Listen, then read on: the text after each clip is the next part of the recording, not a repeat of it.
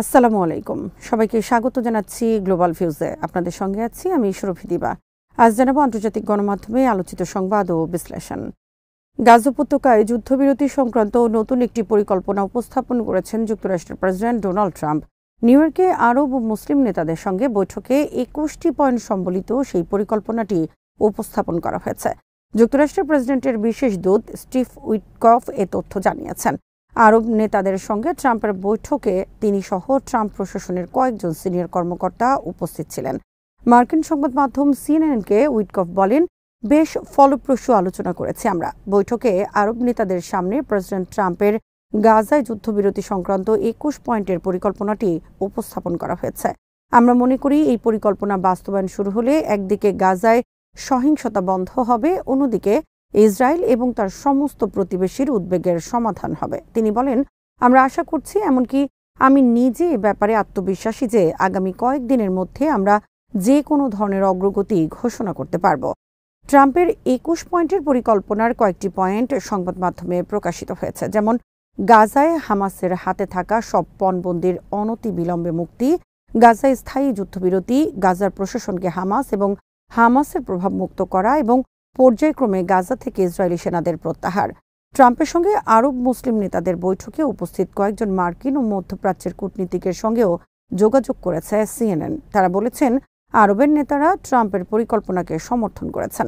পাশাপাশি তারা আরও কয়েকটি পয়েন্ট যোগ করার পরামর্শ দিয়েছেন। সেগুলো হলো পশ্চিম তীরে ইসরায়েলের দখলদারিত্ব বন্ধ করা, জেরুজালেমের বর্তমান স্থিতাবস্থা বজায় রাখা, গাজায় যুদ্ধের অবসান এবং সেখানে বন্দী সব ইসরায়েলি পণবন্দীদের মুক্তি, গাজায় ত্রাণের প্রবেশ অবাধ রাখা প্রভৃতি।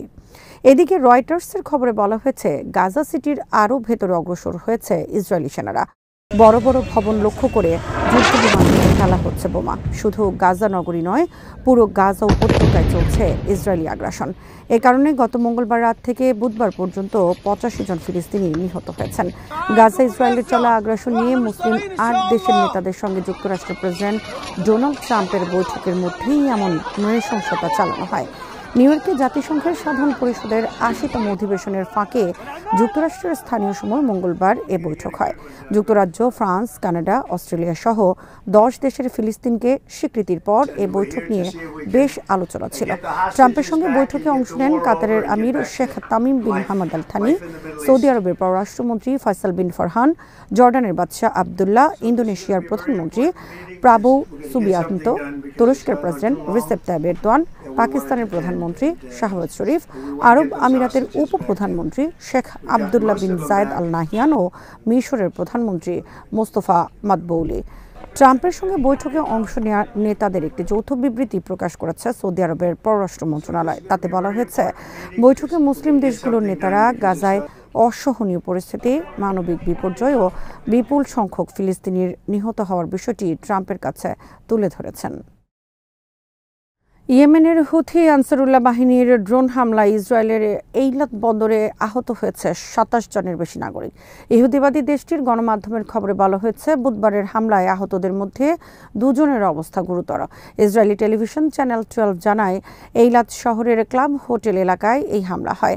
হামলার সময় ওই এলাকায় ২টি বিস্ফোরণের শব্দ শোনা গেছে। বিভিন্ন এলাকায় বেজে উঠেছে সাইরেন। ক্লাব হোটেল এলাকাটি একটি জনপ্রিয় পর্যটন স্পট। ঘটনার সময় সেখানে প্রচুর মানুষের আনাগোনা ছিল। ভুক্তভোগীরা সরাসরি ড্রোনের হামলায় আহত হয়েছে নাকি ইসরায়েলি এয়ার ডিফেন্স সিস্টেমের ছোড়া ইন্টারসেপ্টর থেকে এই ঘটনা ঘটেছে তা স্পষ্ট নয়।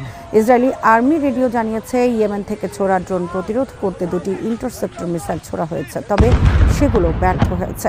ইন্টারসেপ্টর মিসাইল কেন ব্যর্থ হয়েছে কর্তৃপক্ষ তা নিয়ে তদন্ত শুরু করেছে। ঘটনার সময় রেমন বিমানবন্দরে বিমান ওঠানামা কিছু সময়ের জন্য বন্ধ হয়ে যায়। এছাড়া এলিয়াত শহরে বিদ্যুৎ সরবরাহ বন্ধ হয়ে যায়। আল মায়াদিনের খবরে বলা হয়েছে, 1 সপ্তাহেরও কম সময়ে এ ধরনের দ্বিতীয় ঘটনা ঘটল। গত বৃহস্পতিবার একই শহরে ড্রোন হামলায় হতাহতের ঘটনা ঘটেছে। এদিকে গাজা উপত্যকায় প্রতিরোধ যোদ্ধাদের স্নাইপার হামলায় আরও 1 দখলদার সেনা নিহত হয়েছে। নিহত সেনা ইসরায়েলি বাহিনীর নাহল ব্রিগেডের সদস্য ছিল।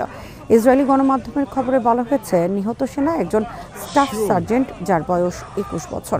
তারা ঘটনাটিকে গুরুতর নিরাপত্তা ঘটনা হিসেবে আখ্যায়িত করেছে। ওই সময় ঘটনাস্থলে দুই পক্ষের মধ্যে ব্যাপক গোলাগুলি হয়েছে বলেও জানা গেছে। এর আগে প্রতিরোধ সংগঠন হামাসের সামরিক শাখা আল কাসাম ব্রিগেড জানায়, গাজা সিটির তাল আল হাওয়া এলাকায় দখলদার সেনাদের দুটি মার্কাভা ট্যাঙ্ক লক্ষ্য করে ইয়াসিন 105 রকেট হামলা চালিয়েছেন যোদ্ধারা। জোরালো ওই হামলায় ট্যাঙ্কের আরোহীরা নিহত অথবা আহত হয়েছে বলে জানিয়েছে আল কাসাম। এর আগের দিন গাজায় দুই সেনার নিহত হওয়ার কথা স্বীকার করেছে ইসরায়েল। এছাড়া আহত হয়েছে আরও দুজন, যার ফলে গাজা উপত্যকায় ইসরায়েলি সেনাদের মৃত্যুর সারি আরও দীর্ঘ হল। 2023 সালের অক্টোবরে দখলদার ইসরায়েলি সেনারা গাজা উপত্যকায় হামলা শুরু করলেও তারা এখনও প্রতিরোধ যোদ্ধাদের পরাজিত করতে পারেনি। প্রতিদিনই উপত্যকার বিভিন্ন প্রান্ত থেকে যোদ্ধাদের হামলার খবর আসছে।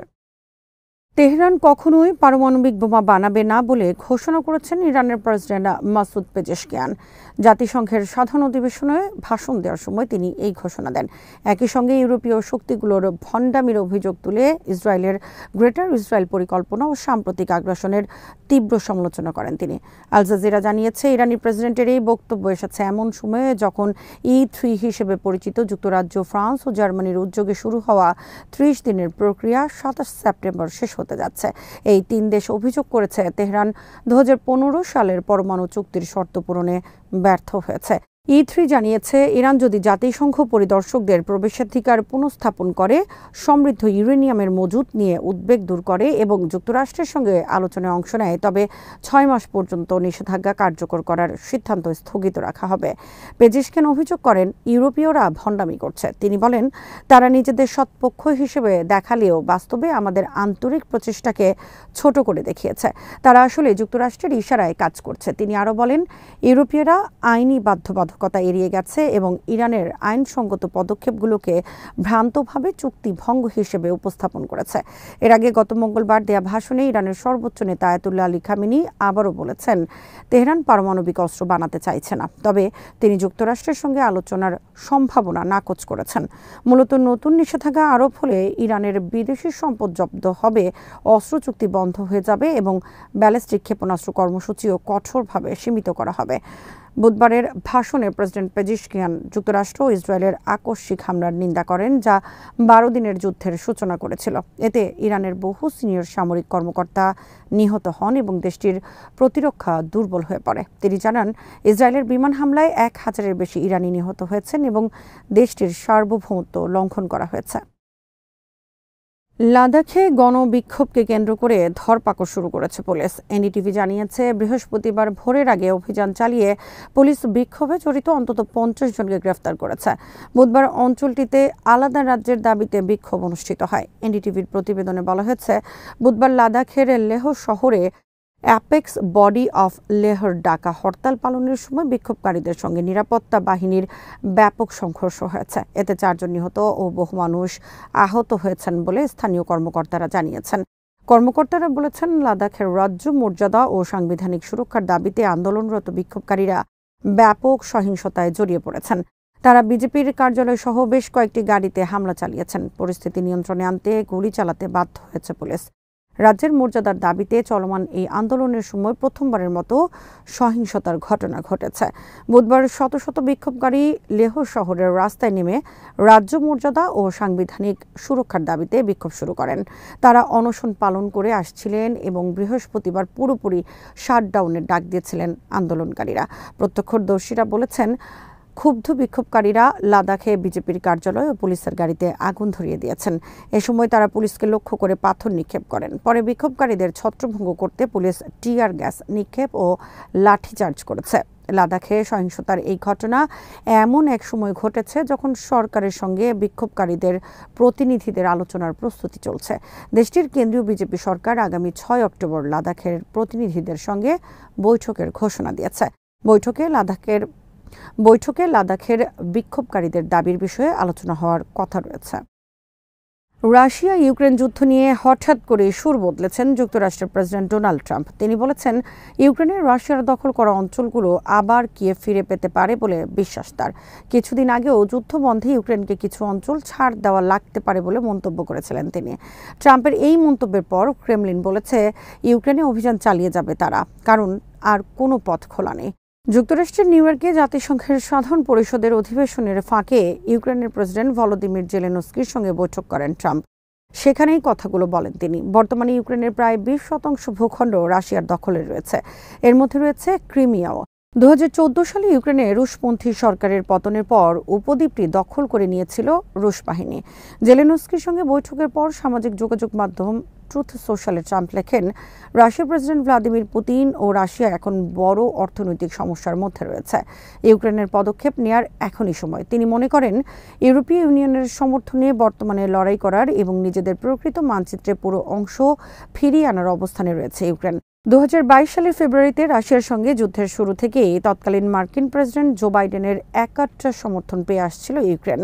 গত জানুয়ারিতে ট্রাম্প ক্ষমতায় বসার পর সেই সমর্থন অনেকটাই কমে। পাশাপাশি যুদ্ধ বন্ধের চেষ্টাও চালিয়ে যাচ্ছেন ট্রাম্প। এখন ট্রাম্পের অবস্থান বদলের পর সমালোচনা করে ক্রেমলিনের মুখপাত্র দিমিত্রি পেসকভ বলেছেন, ইউক্রেন নিয়ে প্রেসিডেন্ট পুতিন যে লক্ষ্য নির্ধারণ করেছেন তা অর্জন করতে এবং নিজেদের স্বার্থ রক্ষার বিষয়টি নিশ্চিত করতে বিশেষ সামরিক অভিযান চালিয়ে যাবে রাশিয়া।